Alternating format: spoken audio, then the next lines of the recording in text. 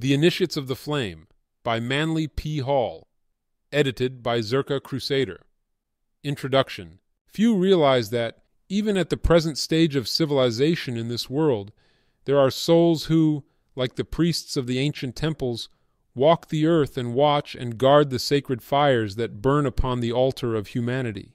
Purified ones they are, who have renounced the life of this sphere in order to guard and protect the flame, that spiritual principle in man, now hidden beneath the ruins of his fallen temple. As we think of the nations that are past, of Greece and Rome and the grandeur that was Egypt's, we sigh as we recall the story of their fall, and we watch the nations of today, not knowing which will be the next to draw its shroud around itself and join that great ghostly file of peoples that are dead.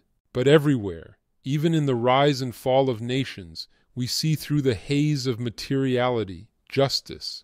Everywhere we see reward, not of man, but of the invincible one, the eternal flame. A great hand reaches out from the unseen and regulates the affairs of man.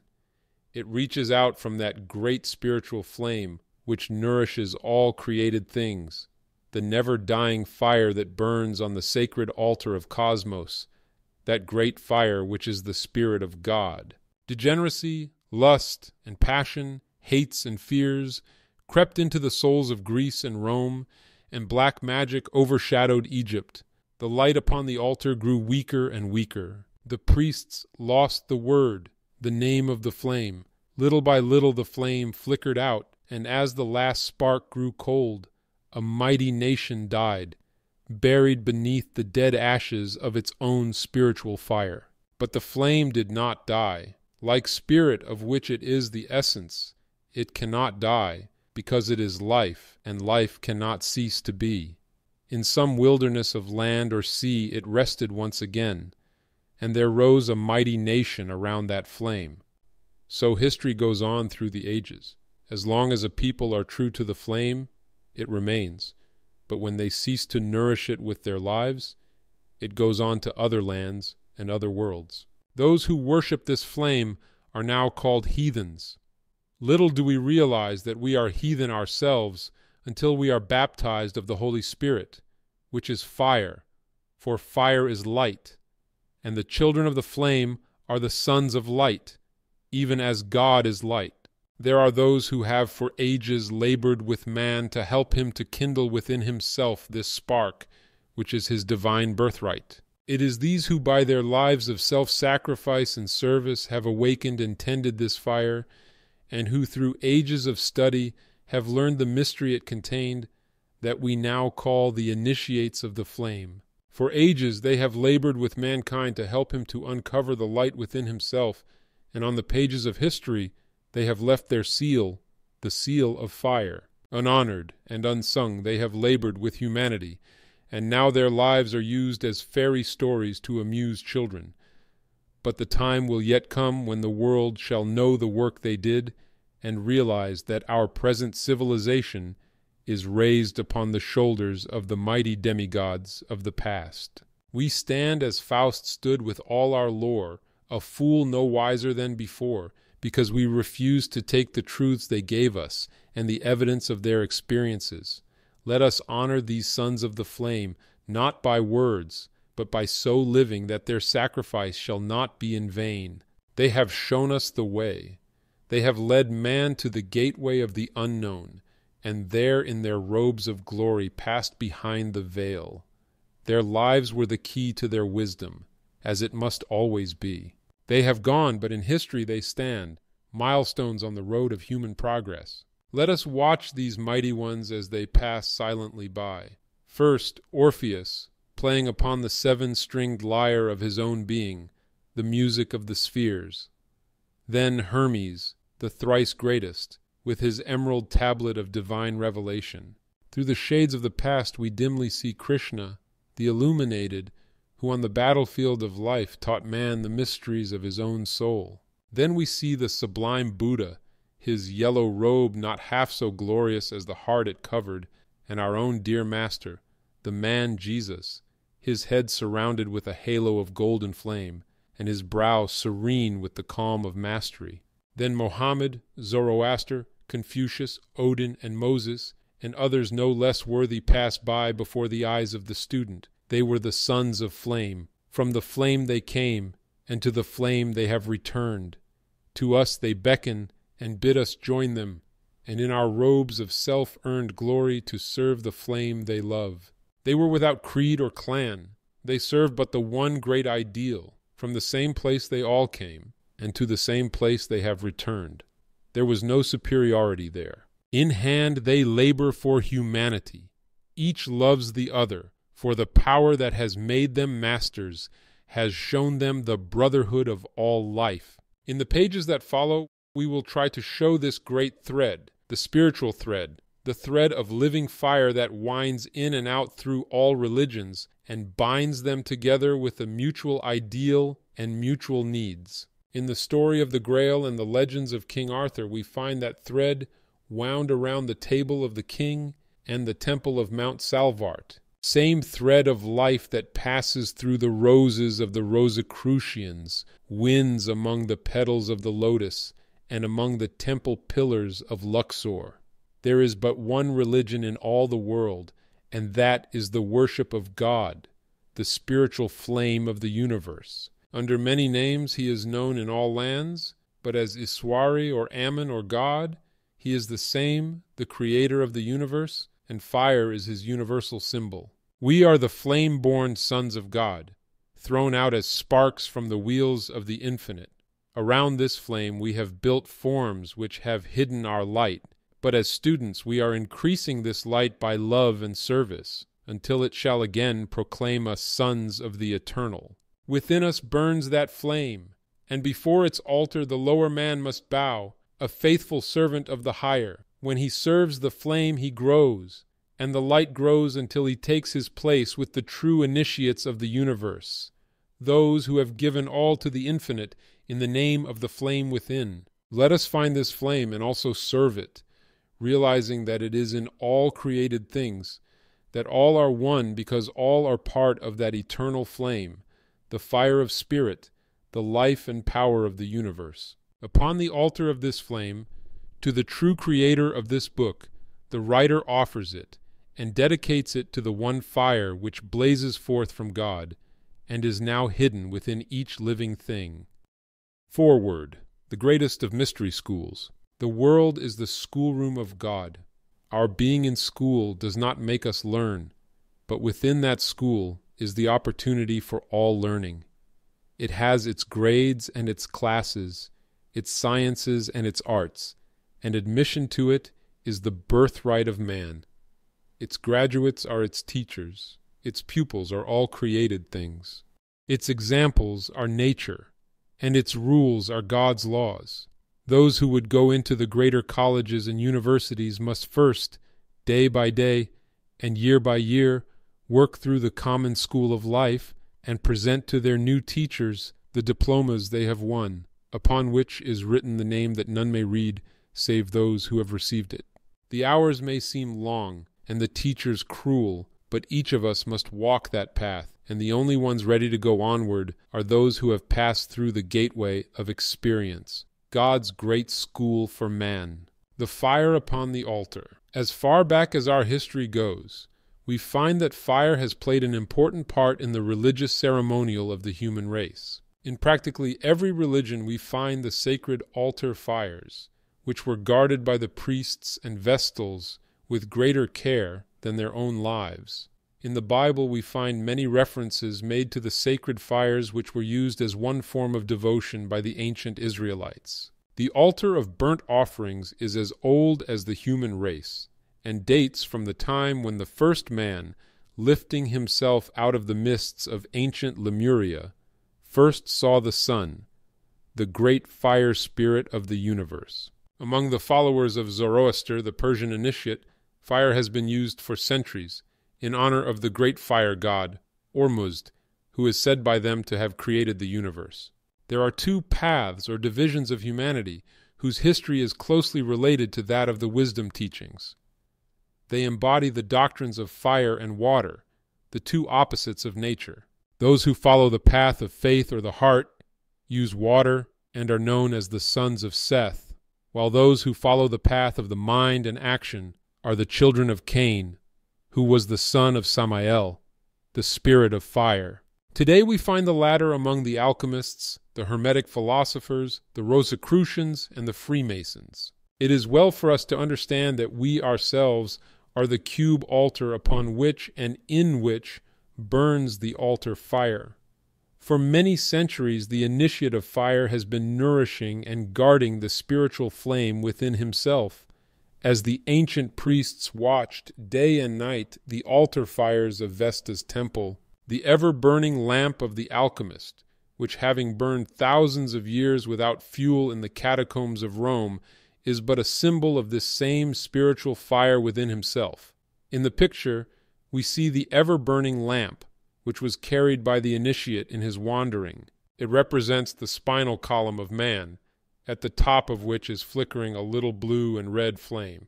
As the lamp of the ancients was fed and kept burning by the purest of olive oil, so man is transmitting within himself and cleansing in the laver of purification the life essences which, when turned upward, provide fuel for the ever-burning lamp within himself. Upon the altars of the ancients were offered sacrifices to their gods. The ancient Hierophant offered up sacrifices of spices and incense.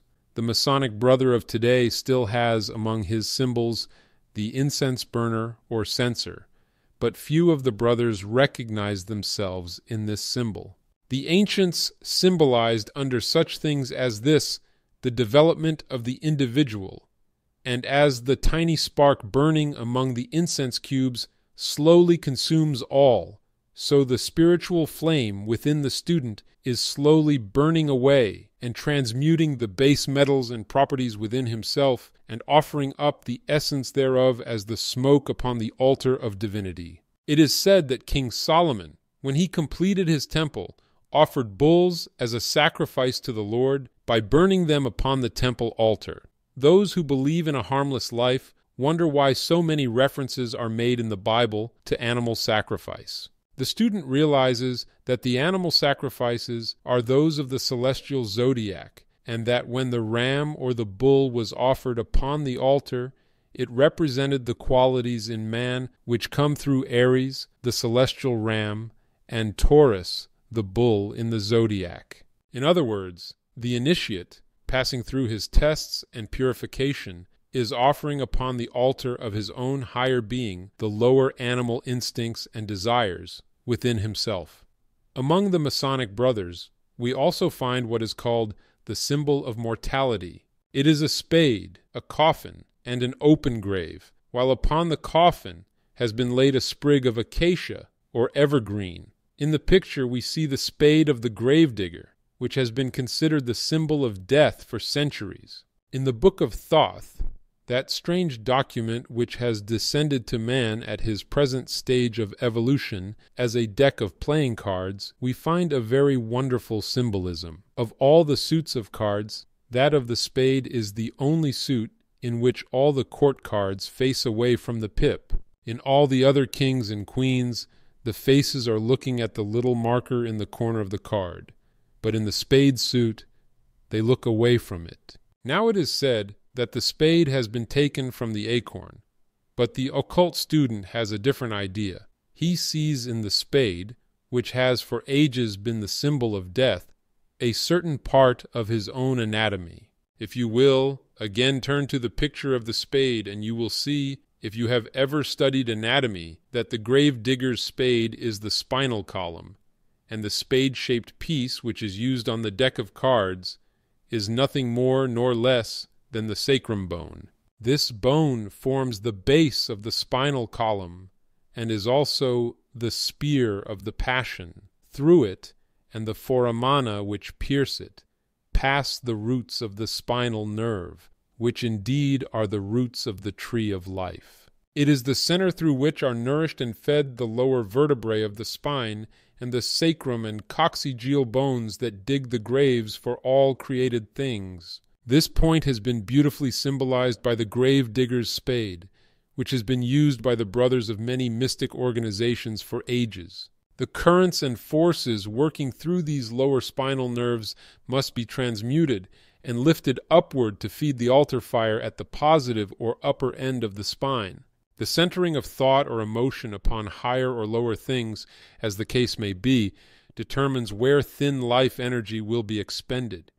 If the lower emotions predominate, the flame upon the altar burns low and flickers out, because the forces which feed it have been concentrated upon the lower centers. But when altruism predominates, then the lower forces are raised upward and pass through the purification which makes possible their being used as fuel for the ever-burning lamp. Thus we see why it was a great sin to let the lamp go out. For the pillar of flames which hovers over the tabernacle, purified and prepared after the directions of the Most High, is the spiritual flame that, hovering above man, lights his way wherever he may go. The sun of our solar system, that is, the spiritual sun behind the physical globe, is one of these flames.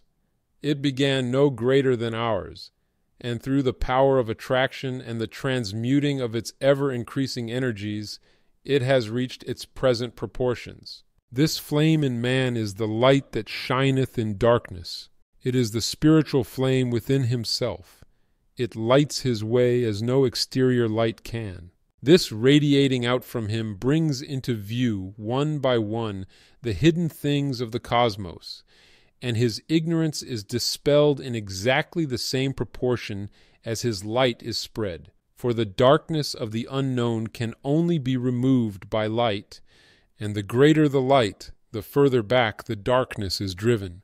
This is the lamp of the philosopher, which he carries through the dark passageways of life, and by the light of which he walks among the stones and along the narrow cliff edge without fear. But although he gain all other things and have not this light within himself, he cannot know where he goes. He cannot watch his footsteps, and he cannot dispel his ignorance with the light of truth. Therefore let each student watch the fire that burns upon his altar. Let him also make that altar, his body, as beautiful and harmonious as possible, and let him also sacrifice upon that altar the frankincense and myrrh, his actions and his deeds. As in the tabernacle, he offers all upon the altar of divinity, so let him day by day dispel the symbols of mortality, the coffin and the open grave by which he prepared himself through the mastery of the lower emotions within himself, and recognize that no matter how crystallized or dead his life may be, the fact that he exists at all proves that the sprig of acacia, the promise of life and immortality, is somewhere within himself. And although the flame of life may appear faint or cold, if he will supply the fuel by his daily actions, he will kindle the altar flame once more within himself, which, shining forth, will also help his brother to kindle this flame, which is a living sacrifice to the living God. Chapter 2. The Sacred City of Shambhala.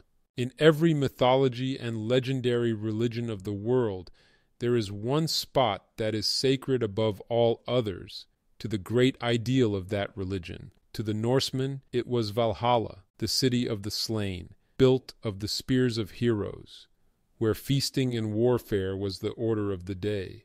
Here the heroes fought all day and reveled by night. Every day they killed the wild boar and feasted on it, and the next day it came to life again. In the Northland they tell that Valhalla was high on the top of the mountains, and that it was connected to the earth below by Bifrost, the rainbow bridge, that up and down this bridge the gods came, and Odin, the All-Father, came down from Asgard, the city of the gods, and worked and labored with mankind. Among the Greeks, Mount Olympus was held sacred, and here the gods are said to have lived high on the top of a mountain. The Knights of the Grail are said to have had their castle among the crags and peaks of northern Spain on Mount Salvart. In every religion of the world there is a sacred spot, Meru of the Oriental, and Mount Moriah and Mount Sinai, upon which the tablets of law were given to man. All those are symbols of one universal ideal, and as each of these religions claimed among the clouds a castle and a home, So it is said that all the religions of the world have their headquarters in Shambhala, the sacred city in the Gobi Desert of Mongolia. Among the Oriental peoples, there are wonderful legends of this sacred city, where it is said the Great White Lodge, or Brotherhood, meets to carry on the governing of world affairs. As the Aesir's of Scandinavia were 12 in number, as Olympus had 12 gods, so the Great White Brotherhood is said to have 12 members, which meet in Shambhala and direct the affairs of men. It is said that this center of universal religion descended upon the earth when the polar cap, which was the first part of the earth to crystallize, became solid enough to support life. Science now knows that not only does the earth have two motions, that of rotation upon its axis and revolution around the sun, but that it has 9 other motions according to Flammarion, the French astronomer. One of these motions is that of the alternation of the poles. In other words, someday that part of the Earth's surface, which is now the North Pole, will become the South Pole. Therefore, it is said that the sacred city has left its central position, and after much wandering is now located in Mongolia. Those who are acquainted with the Mohammedan religion will see something of great interest in the pilgrimage to the Kaaba at Mecca, where thousands go each year to give honor to the stone of Abraham, the great aerolite, upon which Mohammed is said to have rested his foot. Old and young alike, some even carried, wind through desert sands and endure untold hardships, many coming from great distances to visit the place they cherish and love. In India we find the same thing. There are many sacred places to which pilgrims go, even as the Templars went in our Christian religion to the sepulchre of Christ. Few see in this anything more than an outward symbol, but the true student recognizes the great esoteric truth contained therein. The spiritual consciousness in man is a pilgrim on the way to Mecca. As this consciousness passes upward through the centers and nerves of the body, it is like the pilgrim, climbing the heights of Sinai, or the Knight of the Grail returning to Mount Salvart. When the spinal fire of man starts upward in its wanderings, it stops at many shrines and visits many holy places, for like the Masonic brother and his Jacob's ladder, the way that leads to heaven is upward and inward. The spinal fire goes through the centers or seed ground of many great principles, and worships at the shrine of many divine essences within itself, but it is eternally going upward, and finally it reaches the great desert. Only after pain and suffering and long labor does it cross that waste of sand. This is the Gethsemane of the higher man. But finally he crosses the sacred desert, and before him, in the heart of the lotus, rises the golden city, Shambhala. In the spreading of the bone between the eyes called the frontal sinus is the seat of the divine in man. There, in a peculiar gaseous material, floats, or rather exists, or is, the fine essence which we know as the spirit. This is the lost city in the sacred desert, connected to the lower world by the rainbow bridge, or the silver cord. And it is to this point in himself that the student is striving to rise. This is the sacred pilgrimage of the soul, in which the individual leaves the lower man and the world below and climbs upward into the higher man or higher world, the brain. This is the great pilgrimage to Shambhala, and as that great city is the center for the direction of our earth, so the corresponding great city in man is the center for his governmental system.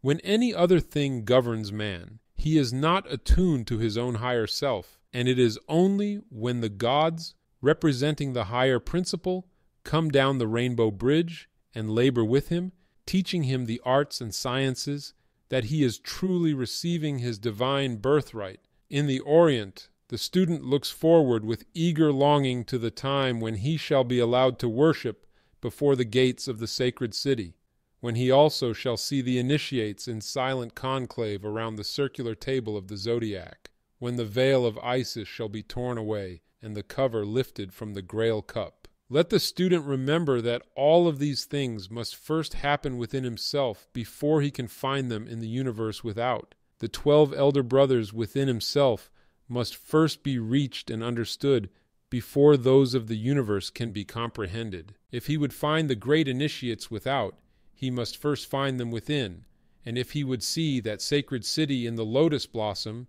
he must first open that lotus within himself, which he does petal by petal, when he purifies and attunes himself to the higher principles within. The lotus is the spinal column once more, its roots deep in materiality, its blossom, the brain, and only when he sends upward nourishment and power can that lotus blossom within himself, blossom forth with its many petals, giving out their spiritual fragrance. Sometimes you will see in store windows funny little Chinese gods or Oriental Buddhas sitting on the blossom of a lotus. In fact, if you look carefully, you will find that nearly all of the Oriental gods are so depicted. This means that they have opened within themselves that spiritual consciousness which they call the Sushumna. You have seen the funny little hats worn by the Hindu gods. They are made to represent a flower upside down, and once more, like the rod of Aaron that budded, we see the reference made to the unfolding of consciousness within. When the lotus blossom has reached maturity, it drops its seed, and from this seed new plants are produced. It is the same within the spiritual consciousness, which, when the plant is finished and its work is done, is released to work and produce other things. In the Western world, the lotus has been changed to the rose. The roses of the Rosicrucian, the roses of the Masonic degrees, and also those of the Order of the Garter in England, all stand for the same thing, the awakening of consciousness and the unfolding into full bloom of the soul qualities of man. When man awakens and opens this bud within himself, he finds, like the gold pollen in a flower, this wonderful spiritual city, Shambhala, in the heart of the lotus. When this pilgrimage of his spiritual fire is accomplished, he is liberated from the top of the mountain, as in the ascension of Christ and the spiritual man. Freed by his pilgrimage from the wheel of bondage, rises upward from among his disciples, the convolutions of the brain, with the great cry of the initiate, which has sounded through the mystery schools for ages, when the purified student goes onward and upward to become a pillar in the temple of his God. With that last cry, the true mystery of Shambhala, the sacred city, is understood, and he joins the ranks of those who, in white robes of purity, their own soul bodies, gaze down upon the world and see others liberated in the same way, and who also sound the eternal tocsin, consummatum est, it is finished. Chapter 3. The Mystery of the Alchemist. There are very few occult students today who have not heard of the alchemist, but there are very few who know anything about the strange men who lived during the Middle Ages, and concealed under chemical symbolism the history of the soul, at a time when to express a religious thought was to court annihilation at the stake or wheel. They labored silently in underground caves and cellars to learn the mysteries of nature, which the religious opinions of their day denied them the privilege of doing. Let us picture the alchemist of old, deep in the study of natural lore. We find him among the test tubes and retorts of his hidden laboratory. Around him are massive tomes and books by ancient writers. He is a student of nature's mystery, and has devoted years, lives maybe, to the work he loves. His hair has long since grayed with age. By the light of his little lamp he reads slowly and with difficulty the strange symbols on the pages before him. His mind is centered upon one thing, and that is the finding of the philosopher's stone. With all the chemicals at his command, their various combinations thoroughly understood, he is laboring with his furnace and his burners to make of the base metals the philosopher's gold. At last he finds the key and gives to the world the secret of the philosopher's gold and the immortal stone. Salt, sulfur, and mercury are the answer to his problem. From them he makes the philosopher's stone. From them he extracts the elixir of life. With the power that they give him, he transmutes the base metals into gold. The world laughs at him, but he goes on in silence, really doing the things the world believes impossible. After many years of labor, he takes his little lamp and silently slips away into the great unknown. No one knows what he has done, or the discoveries that he has made, but he, with his little lamp, still explores the mysteries of the universe. As the close of the 15th century clouded him with mystery, so the dawn of the 20th century is crowning him with the glory of his just reward, for the world is beginning to realize the truths he knew, and to marvel at the understanding which his years of labor had earned for him. Man has been an alchemist from the time when he first raised himself, and with the powers long latent, pronounced himself as human. Experiences are the chemicals of life which the philosopher is experimenting with. Nature is the great book whose secrets he seeks to understand through her own wondrous symbolism. His own spiritual flame is the lamp by which he reads, and without this the printed pages mean nothing to him. His own body is the furnace in which he prepares the philosopher's stone. His senses and organs are the test tubes, and incentive is the flame from the burner.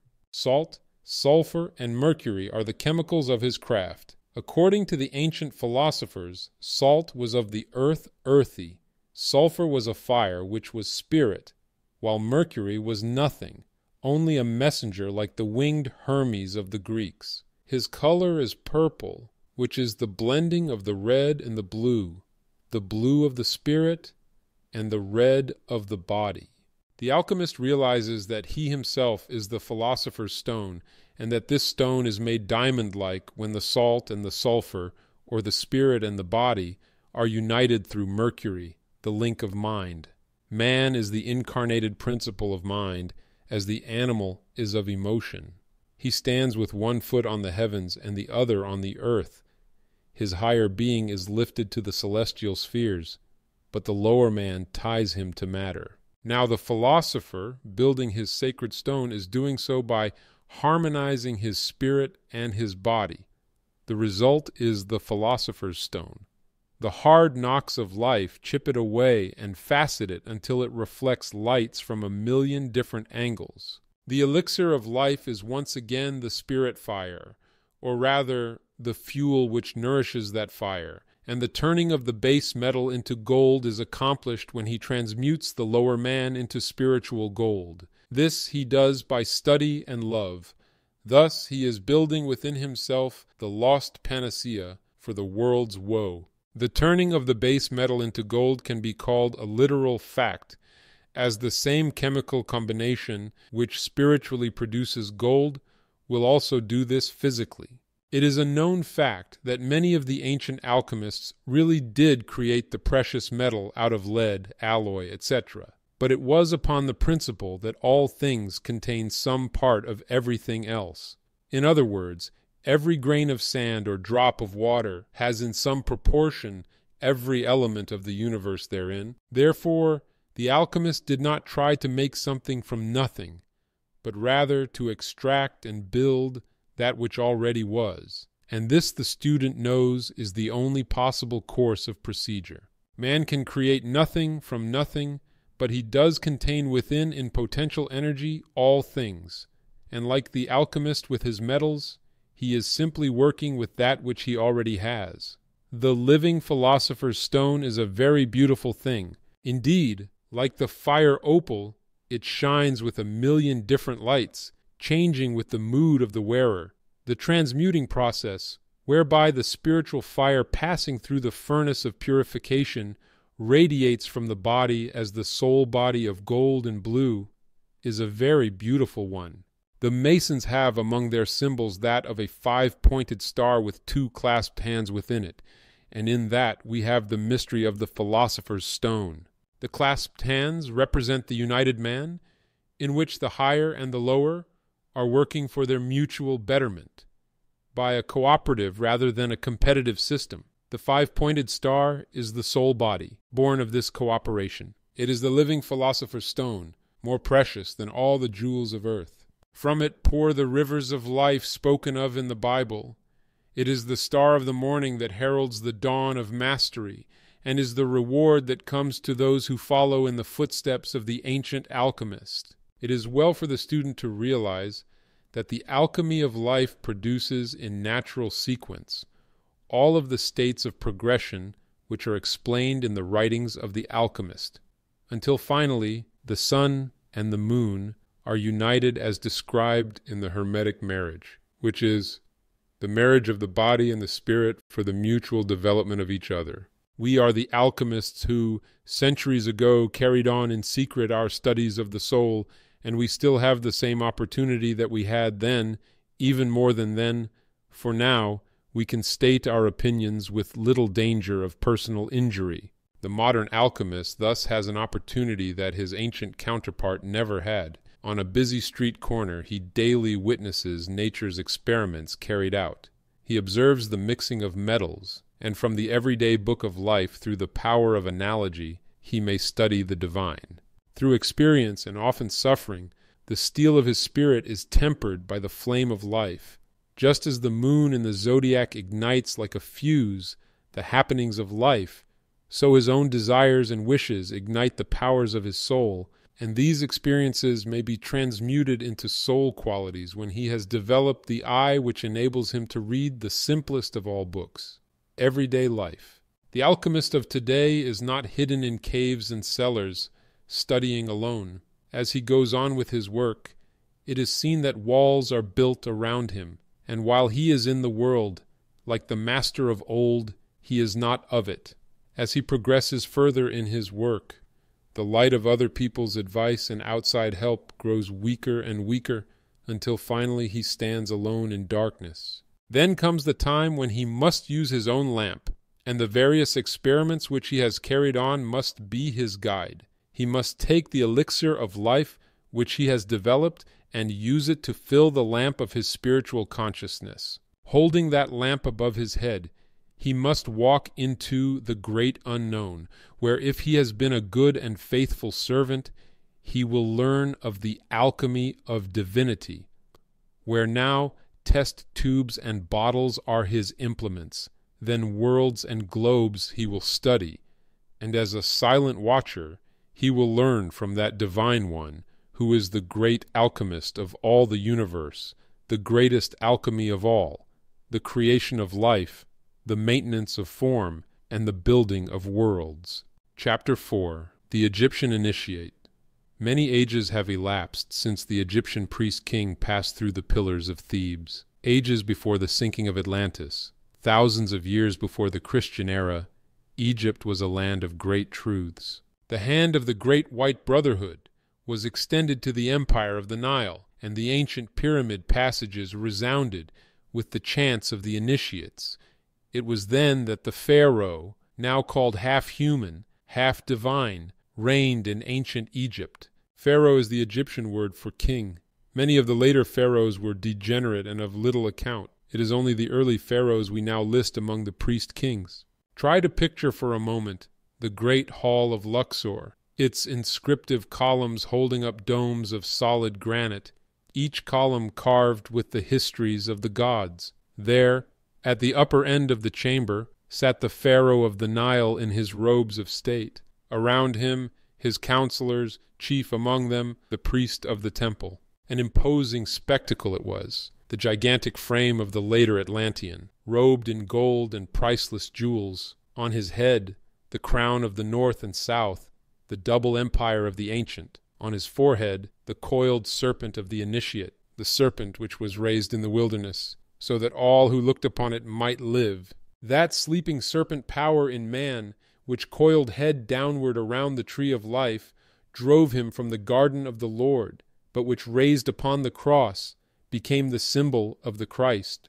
The Pharaoh was an initiate of Scorpio, and the serpent was the transmuted Scorpio energy, which working upward in the regenerated individual is called the Kundalini. This serpent was the sign of initiation. It meant that within him the serpent had been raised, for the true Pharaoh was a priest of God as well as a master of men. There he sat upon the cube altar throne, indicating his mastery over the four elements of his physical body, a judge of the living and of the dead, who in spite of all his power and glory, having about him the grandeur of the world's greatest empire, still bowed in humble supplication to the will of the gods. In his hands he carried the triple scepter of the Nile, the shepherd's crook, the Anubis-headed staff, and the flail or whip. These were the symbols of his work. They represented the powers which he had mastered. With the whip he had subjugated his physical body. With the shepherd's crook he was the guardian and keeper of his emotional body. With the Anubis-headed staff he was master of his mind, and worthy to wield the powers of government over others, because, first of all, he obeyed the laws himself. With all his robes of state, the scarab upon his breast, and the all-seeing eye above his throne, there was still nothing as precious or as sacred to the ancient Egyptian priest-king as the triangular girdle or apron which was the symbol of his initiation. The apron of the ancient Egyptian carried with it the same symbolism as the Masonic apron of today. It symbolized the purification of the bodies when the seat of the lower emotions, Scorpio, was covered by the white sheepskin of purification. This symbol of his purification was the most precious belonging of the ancient pharaoh, and this plain insignia, worn by many others below him in rank and dignity but equal to him in spiritual purification, was the most precious of all things to the priest-king. There he sat, written upon him in the words of the initiate, the symbols of his purification and mastery, a wise king of a wise people.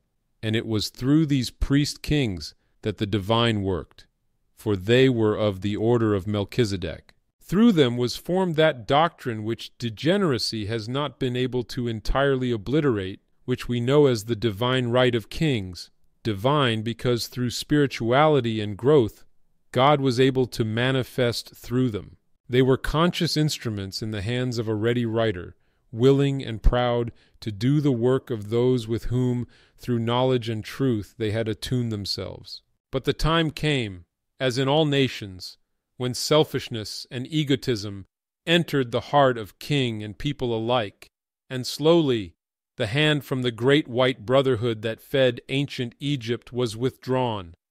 The powers of darkness transformed the land of glory into one of ruins, and the names of mighty kings were buried beneath the oblivion of degeneracy. Mighty cataclysms shook the world, and out of the land of darkness the great white brotherhood carried the chosen people into the promised land. Egypt, the land of glory, disintegrated into dust. The great temples of the pharaohs are ruins, and the temples of Isis are but broken heaps of sandstone. But what of the priest-kings who labored there in the days of its glory? They are still with us, for those who were leaders before are leaders now, if they have continued to walk the path. Although his scepter is gone and his priestly vestments have molded away, the priest-king still walks the earth with the dignity and the power and the childish simplicity that before made him great.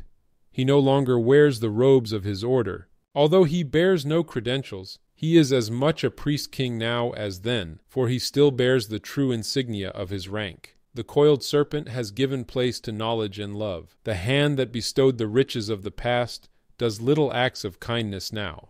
Although he no longer carries the scepters of self-mastery, still he manifests that mastery in his daily life. Although the altar fires within the temple at Karnak have long been dead, the true fire within himself still burns, and before that he still bows, as he bowed in the days of Egypt's glory. Although the priest no longer is his counselor, and the wise ones of his country no longer aid him in governmental problems, still he is never alone, for the priests in white and the counselors in blue still march with him and whisper words of strength when he needs them.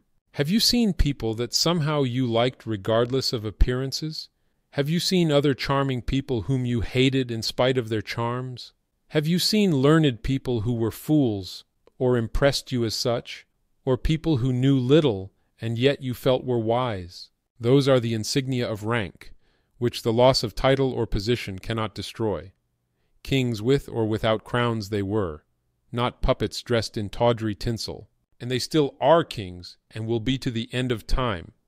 And they still manifest their rank, not by their superiority and high-headedness, but by the soul qualities which they radiate from themselves. The purity of their lives still radiates outward from those who wore the apron of the initiate. For while that triangular apron with its serpent drawn upon it has long since rotted away, still the spiritual counterpart of that symbol radiates in their daily lives, proving beyond all dispute that they were priest-kings and are today. We find them in every walk of life, in high places and down in the mire of life. But wherever we find them, they are still the mouthpieces of the gods, and through them comes the promise to all who strive. They are kings, not of the earth but of heaven, and in the life of our own Master we find one who joined himself to those who served, and was a true king, even when his only crown was a wreath of thorns. Still, in the Pyramid of Giza, the initiations continue. Still, the initiate receives the insignia of his rank. Before that fire within himself, he makes his vows, and upon the burning altar of his own higher being, he lays his crown and his scepter, his robes and his diamonds, his hates and his fears, and sanctifies his life as a priest-king, and swears to serve none but his own higher self, the God within. His robes are his soul body, and his crown is his life, and in the streets of life he is enthroned. The dusky towers and factory chimneys around him fade into the templed pillars of Luxor, and with a lunch pail on his arm, his face brown with honest dirt, he is as much a king as when the crown of the double Nile rested upon his brow, and the priest of the temple made him one with his God and his fellow man. Chapter 5. The Ark of the Covenant.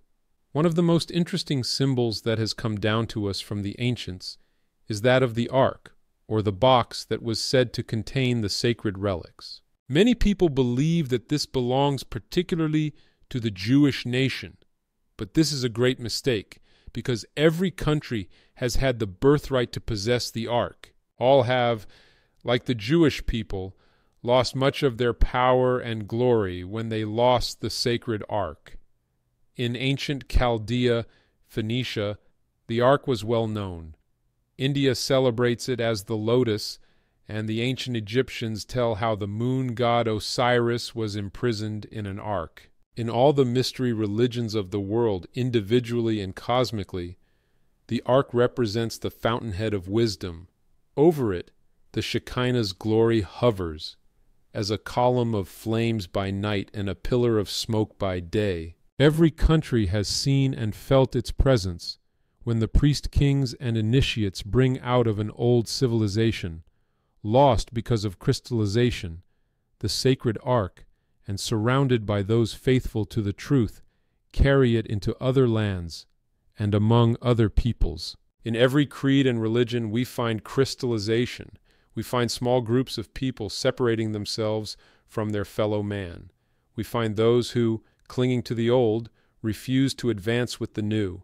And whenever we find this crystallization, we find the spirit of truth carried away to other people and embodied in other doctrines. The ancient ark of the Israelites never had the staves removed from it, by which it was carried and moved, until finally it was placed in Solomon's temple. Neither does the spirit fire in man rest, until finally it is enthroned in the holy place of his solar temple. Ever towards the rising sun, its bearers carry the sacred truth. Nations are born of those who love the truth and are buried when they forget it.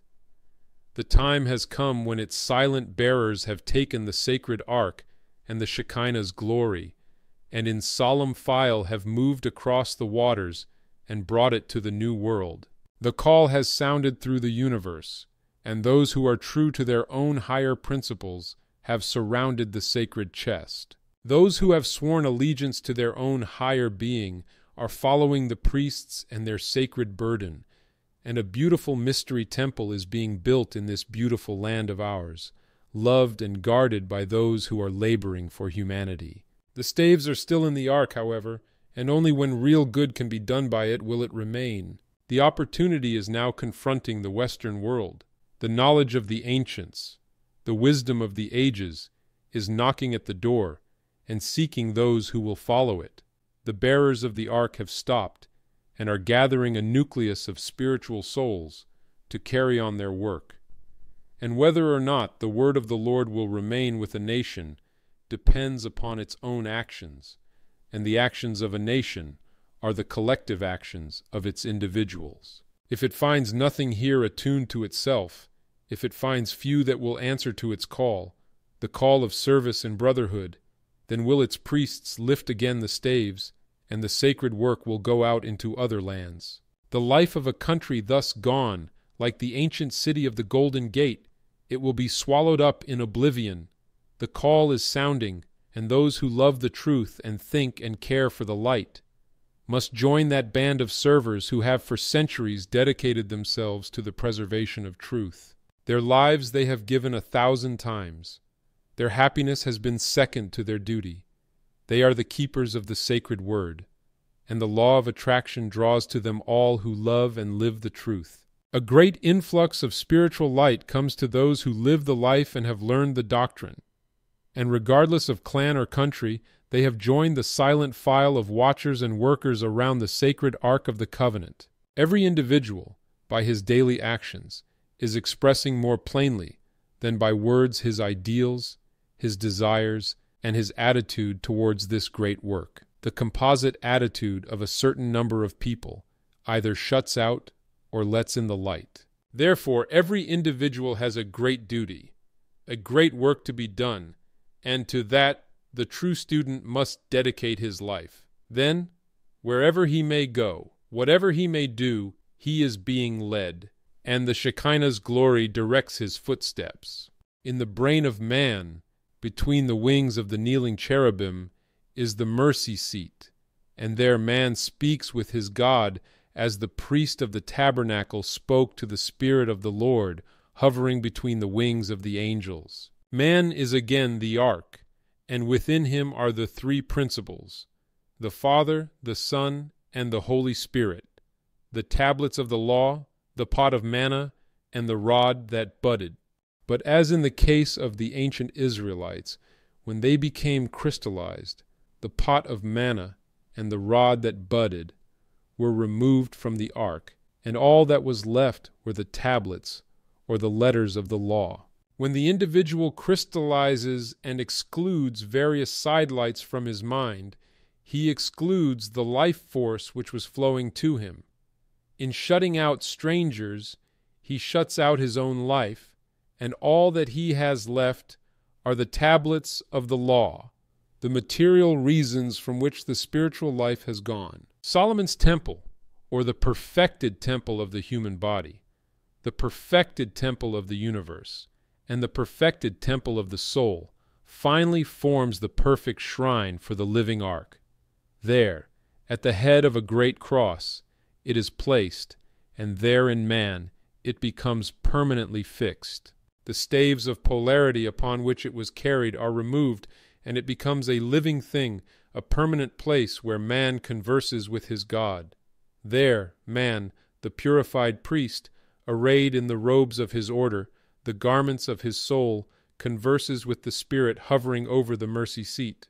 This ark within is always present, but man can only reach it after he has passed through the outer court of the tabernacle, after he has passed through all the degrees of initiation, and after he has taken the 3rd degree and becomes a grand master. Then, and then only, can he enter into the presence of his Lord, and there, in the darkened chamber, lighted by the jewels of his own breastplate, he converses with the Most High, the true spiritual essence within himself.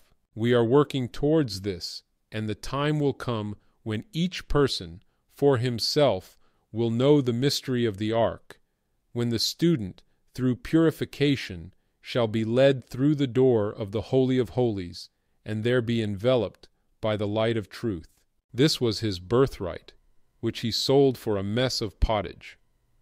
To this end came he into the world, that he might bear witness to this truth, that through this light all men might be saved. The ark, that great spiritual principle, surrounded by its loving workers, is calling all to follow it. When through materiality and degeneracy a great people are destroyed, or a continent sinks beneath the ocean, then those that are true are called around the ark, and as its faithful servers are led out of the land of darkness into the new world and a promised paradise. All great teachings set forth the same thing. The student will find that it is true, and when he allies himself with the powers of light, when he becomes a channel for its expression, and when he radiates it from himself to all who need it, then indeed will the light protect him, and he shall become a son of God. Chapter 6. Knights of the Holy Grail. Before starting to study the Grail legends, it will be well for all who are interested to read those tales that are now listed under the heading of children's fairy stories. For example, the story of good King Arthur and his Round Table is a cosmic myth, and while there is little doubt that he as a man also lived, the real mystery, as in the story of the Christ, is not the literal tale, but the great mystic or occult truth that it concealed under allegory and parable. It is the same with the story of Parsifal, which can never be really understood and appreciated until the student sees in the knight and later king of the sacred cup his own spiritual development and the temptations he must also master if he would become a king of the Grail. In Lohengrin, the same truth is shown to the world. It is the path of initiation along which each must pass on his road to self-mastery. To every nation and in every tongue, sacred legends have been given to teach man the path he must follow. The blind Homer of the Greeks, who told of the wanderings of Ulysses, gave the same great truths to the world. The skalds of ancient Norway and Sweden and the prophets of the Jews used the same means. And everywhere, from the sacred books of the East to the legends of the American Indians, we find one great connected truth told to many different people in ways that were best suited for their development. Such a truth is the legend of the Round Table, given to King Arthur as a wedding gift. All true students know what wedding that was. Not of earth, but the wedding of the spiritual and intellectual within the initiate himself, when the spirit and the body are united eternally, each swearing to honor and protect the other. Of such a marriage was the union of Arthur and Guinevere in the legend of the king. Let us first consider the coming of Arthur the king. We read in the legend of Arthur regarding Merlin the magician, the wise man who it is said had charge of the coming king during his youth. Merlin represents the hand of the elder brothers, who, realizing that a great ego had come into the world, had consecrated themselves to the work of preparing him for his mission. It was under the direction of Merlin, the master mind, that the anvil and stone with the sword thrust into it were raised in the square of the city when it became necessary for a new king to be selected. It was he also who called all of the brave knights of the country and told them that the one who could draw forth the sword would be king of all the land. And of all the knights in the land, Arthur, the half-grown boy, was the only one who could release the sword. There is a very wonderful mystery of the soul contained within that divine allegory. Let us read the letters that were engraved upon the sword. Whoso pulleth out this sword of this stone and anvil is rightwise king born of England. The cube stone is the body. It has been so symbolized for centuries, and today among the Masons the ashlar is the symbol of man. Experience is the anvil, and it is upon this anvil that the sword is tempered. The sword is spirit, and he who would be king in the true spiritual sense of the word must first show his divine power by freeing the sword of spirit from the casings of the lower man and the world.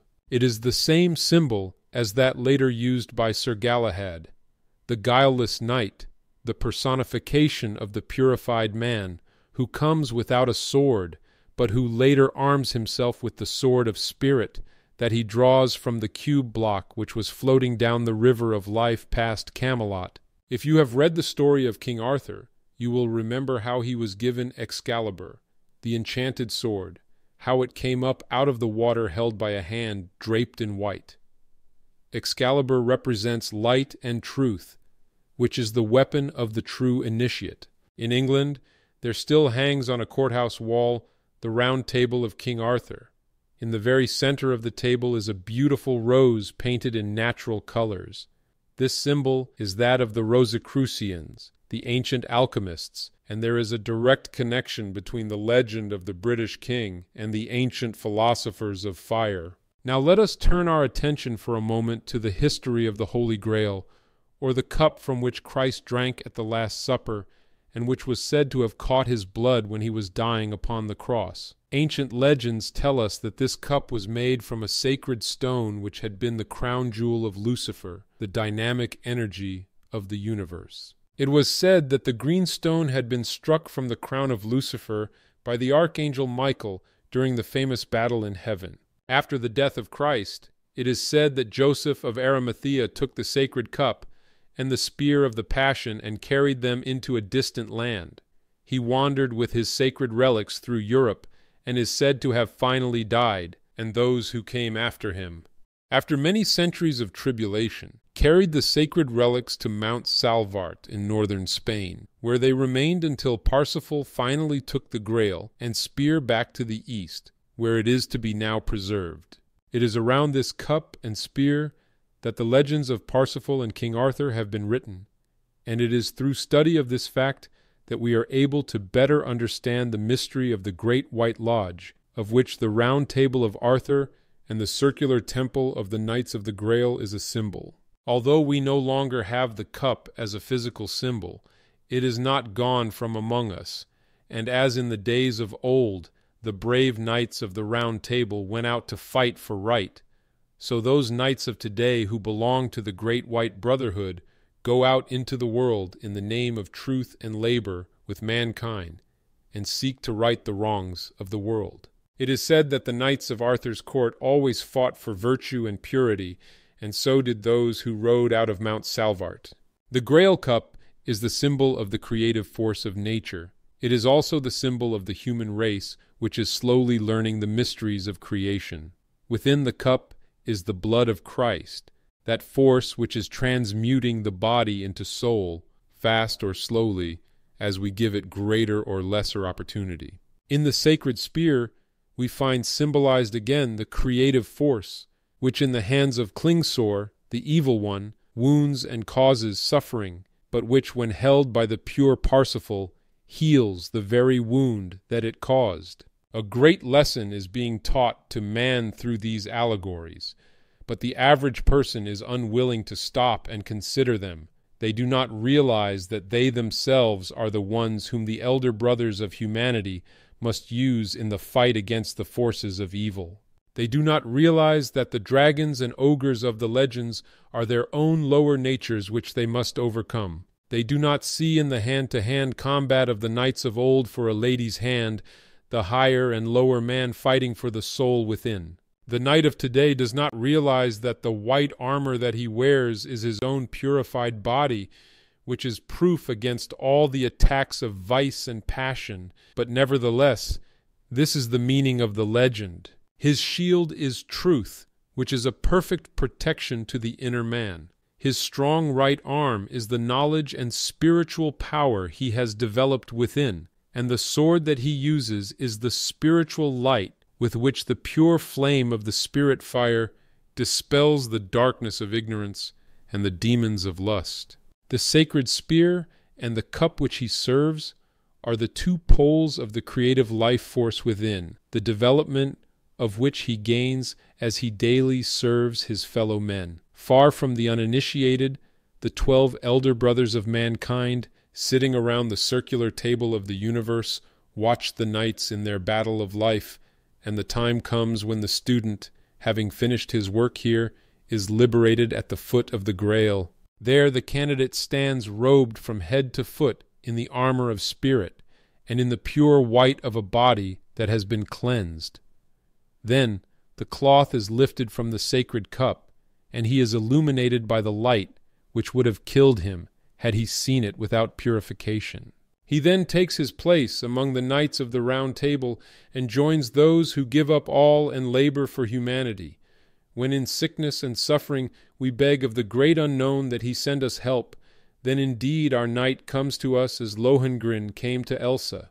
When our loved ones pass into the great unknown, there stands the brother of the Grail, the invisible helper, who through days of labor has earned the right to become a member of that great band of servers who gather around the table of the king, and while their bodies are asleep, still labor in their great search for light and truth, and pray for the day when they shall also become kings of the Holy Grail. Chapter 7. The Mystery of the Pyramid. There comes a time in the development of the occult student when he understands one of the great secrets of the initiates, and that is that every sacred thing outside of himself stands for some organ or function within himself. This is, of course, true in the case of the Great Pyramid, except that this particular pile of stone, said by many to be the oldest building on the surface of the earth, is the great symbol of composite man. In other words, it stands for man as a unit. Let us first consider it simply from the exterior standpoint. When we first look at it in the distance, it seems to be one great stone, but as we come closer, we see that it is made of thousands of smaller stones, each one carefully fitted into place. Here we see the first likeness between the pyramid and man. We consider man to be a unit, but when we examine more closely, we find that he is a great number of small units, each working in harmony with the others. It is the same with everything. We take a successful life and think of it as an entirety, but when we examine it, we find that it is a number of small achievements joined together.